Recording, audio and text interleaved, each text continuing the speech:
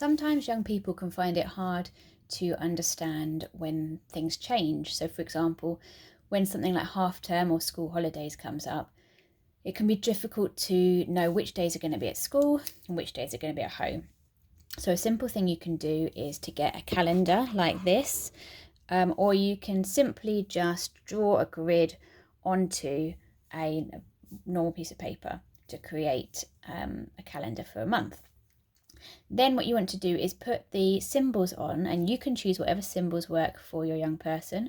So it could be that you have an S for school days, or it could be that you draw a kind of school building, whatever that looks like for you. And as you can see, they can be rubbish little drawings. And then for the weekend days, you could have an H for home, or you can have a little home symbol, whatever works, again, for your young person.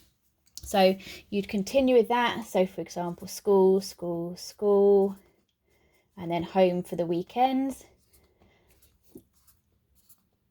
And then when you get to the week for half term, you would obviously then have home, home, home for the whole of the week, or the symbols.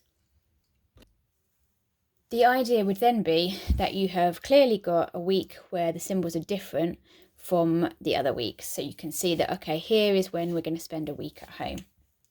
What can also work well is if you get the young person to cross off the days as time passes. So it might be a thing where you have the calendar up in their room, and at bedtime, just before they go to bed, they cross the day off, because that also helps them to understand the passing of time. And another thing you can do is add to each day. So if this is something that they find useful for them, if there's key things coming up, and this works really well in relation to things like Christmas, when there might be a day when you're putting the Christmas decorations up, or there's a big thing happening, perhaps you've got a family meal, some people coming over. If it's to do with half term, it might be Halloween or fireworks night, you're perhaps doing something, or even that it's just a warning that you're counting down to something, or something you're looking forward to, you can add that to the calendar as well.